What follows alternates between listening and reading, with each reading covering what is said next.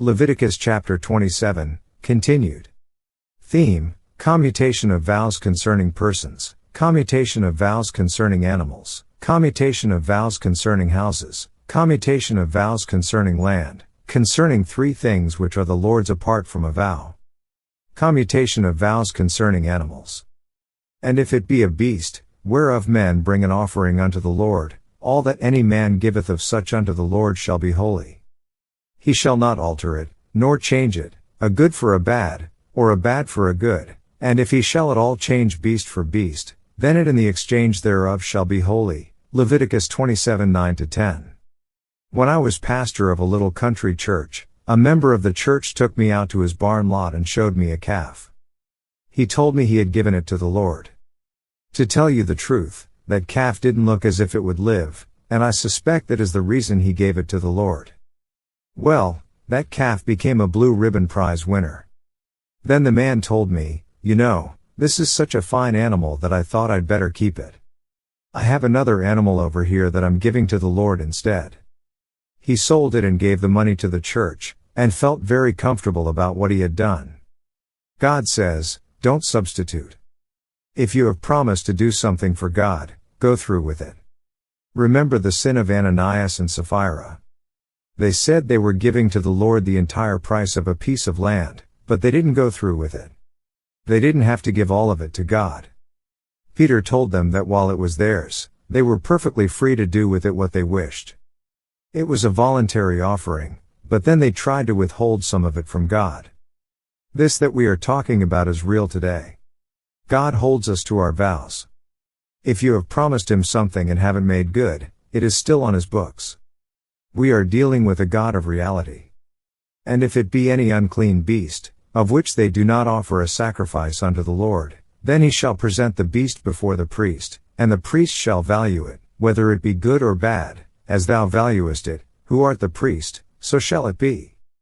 But if he will at all redeem it, then he shall add a fifth part thereof unto thy estimation. Leviticus 27:11-13. An unclean animal could be pledged in a vow, but it would not be offered in sacrifice. The priest would value the animal, the man would pay the price of redemption and add a fifth of the price as a sort of fine for offering an unclean animal. Commutation of vows concerning houses. And when a man shall sanctify his house to be holy unto the Lord, then the priest shall estimate it, whether it be good or bad, as the priest shall estimate it, so shall it stand.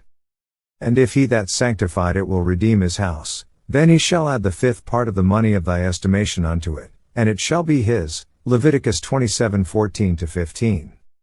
The home of a man is his most sacred material possession. He could pledge it to the Lord. I think a Christian home, as well as the children of Christians, should be dedicated to God. The man could continue to live in his house and begin paying rent to God as the owner. If he did not continue paying his rent, he was to add a fifth when he redeemed it. Again, this was a sort of fine in recognition of God's ownership. A man asked me to come out to dedicate his house. He said he wanted it to be God's house, and I could come out there any time I wanted to. Well, I had a house of my own and didn't need to be running out to his house. If he really meant that it was God's house, then he should pay God rent for it as a recognition of God's ownership. You may ask me whether I think this is that literal. Yes, I think it is just that literal. We make vows to God of our free will. Then we prove whether or not we are genuine in our vows. This gets right down to the nitty-gritty where you and I live.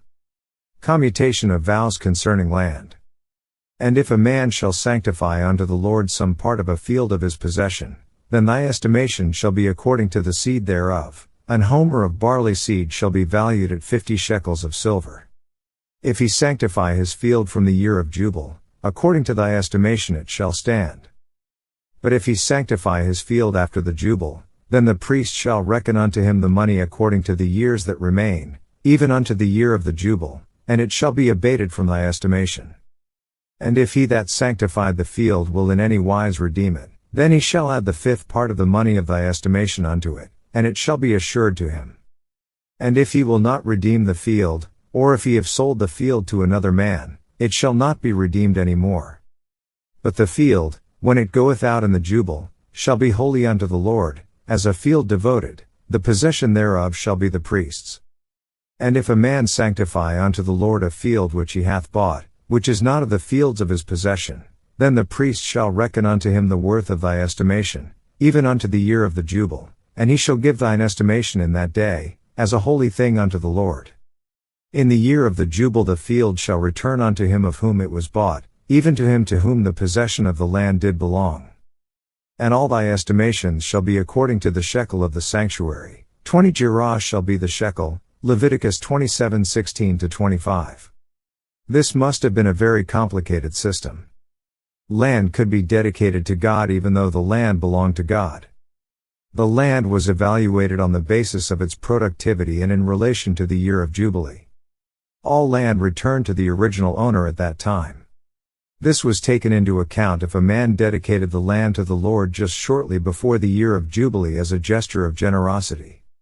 In fact, he might be a very selfish man. A man could not dedicate a borrowed field to God. God knows the heart of man. Concerning 3 things which are the Lord's apart from a vow. Only the firstling of the beasts, which should be the Lord's firstling, no man shall sanctify it, whether it be ox, or sheep, it is the Lord's. And if it be of an unclean beast, then he shall redeem it according to thine estimation, and shall add a 5th part of it thereto, or if it be not redeemed, then it shall be sold according to thy estimation. Leviticus 27:26-27. The firstborn of both man and beast were already claimed by the Lord and could not be devoted to the Lord in a vow. God insisted that his rights be observed. Notwithstanding no devoted thing, that a man shall devote unto the Lord of all that he hath, both of man and beast, and of the field of his possession, shall be sold or redeemed. Every devoted thing is most holy unto the Lord. None devoted, which shall be devoted of men, shall be redeemed, but shall surely be put to death. Leviticus 27:28-29. The second classification of things which could not be devoted in a vow was that which was already pledged in a vow to God. In Joshua we learn that Jericho was devoted to God for destruction. Because Achan took of that which God had told them they should utterly destroy, Achan was destroyed, Joshua 6:7. And all the tithe of the land, whether of the seed of the land, or of the fruit of the tree, is the Lord's, it is holy unto the Lord. And if a man will at all redeem aught of his tithes, he shall add thereto the 5th part thereof. And concerning the tithe of the herd, or of the flock, even of whatsoever passeth under the rod, the 10th shall be holy unto the Lord.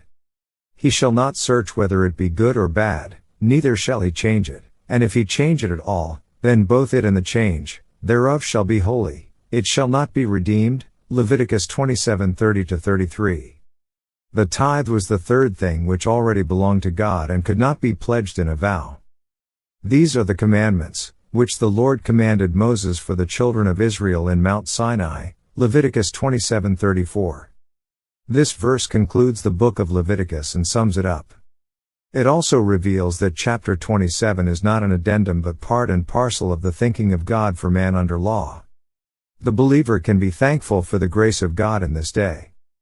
For the grace of God that bringeth salvation hath appeared to all men, teaching us that, denying ungodliness and worldly lusts, we should live soberly, righteously, and godly, in this present world, looking for that blessed hope, and the glorious appearing of the great God and our Savior Jesus Christ, who gave himself for us, that he might redeem us from all iniquity, and purify unto himself a peculiar people, zealous of good works. Titus 2:11-14.